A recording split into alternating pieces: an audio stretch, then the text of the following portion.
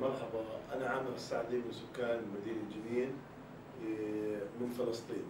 أتخيل بأن تكون دولة فلسطينية عام 2018 على حدود عام 67 وعاصمتها القدس الشريف، وأن تكون هناك دولة فلسطينية قابلة للحياة بعد التشرد والمعاناة الذي عاناه الشعب الفلسطيني على مدى السنوات من تهجير ونكبة واحتلال، ويوجد أسرى وجرحى. وأنا أتخيل هذه الدولة أن تكون دولة قابلة للحياة، دولة هادئة منتجة، دولة يكون فيها مستشفيات ويكون فيها مطار ويكون فيها مدارس ويكون فيها يعني مصانع منتجة. أن تكون الدولة دولة نموذجية يحتذى بها، وأن تكون دولة صديقة لكل الناس، وأن تكون دولة متميزة بالتعليم ومتميزة بالحب والعطاء والتواصل مع كل العالم الذي بحولنا.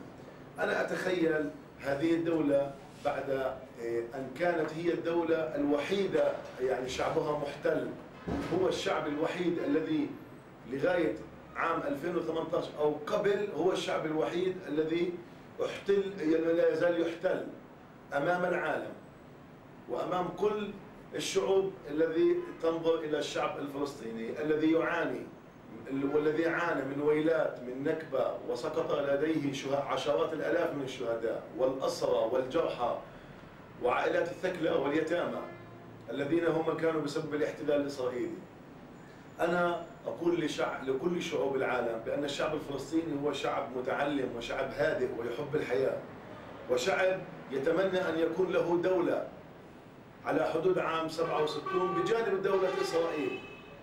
أما نحن كشعب فلسطيني إذا كانت لدينا رؤية فنحن نقول أن ليس لدينا غاية في الحرب والقتل والدمار، وإنما لدينا غاية في حب السلام والتعليم، ونتمنى لكل الشعوب ولشعبنا ولأطفالنا حياة كريمة، وأن يكونوا في دولة مستقلة ودولة منتجة، وتكون دولة متعلمة فيها مستشفيات وفيها جامعات وفيها مدارس وفيها مطارات وفيها كل شيء يلزم. الشعب الفلسطيني شعب بحاجة لدولة، لأنه محروم، ينظر إلى كل شعوب العالم لهم دولة ولهم استقلال ولهم حكومات. أما فنحن منذ عام 48 منذ عام النكبة إلى الآن نحن محتلون ومضطهدون ونعاني من ويلات.